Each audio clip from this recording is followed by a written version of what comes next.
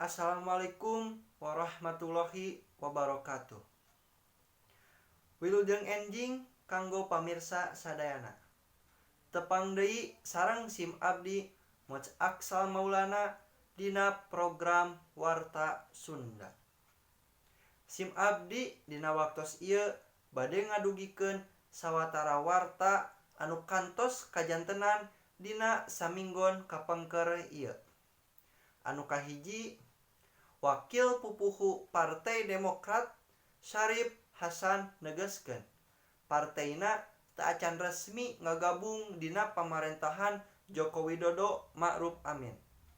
Nurutkeuna dugi kakiwari Majelis Tinggi Partai anu dipingpin ku Susilo Bambang Yudhoyono teu acan nentukeun sikap. Nya emang teu acan diputuskeun ku Majelis Tinggi, saur Saepul nu dikonfirmasi wartawan dina denten Senen.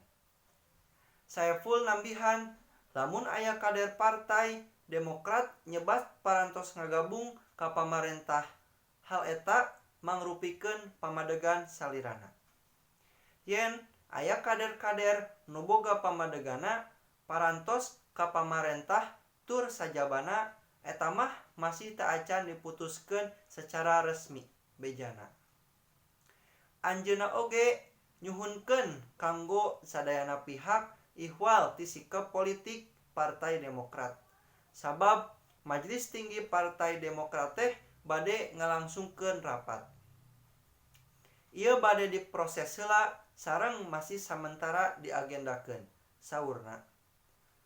Rupina sakitu wae anu parantos tiasa didugikeun ku SIM abdi, kapayuna pamirsa sadayana mugi ieu warta janten mangpaat kanggo pamirsa sadayana. Wilujeng tepang deui dina waktos anu kapayun, hatur nuhun.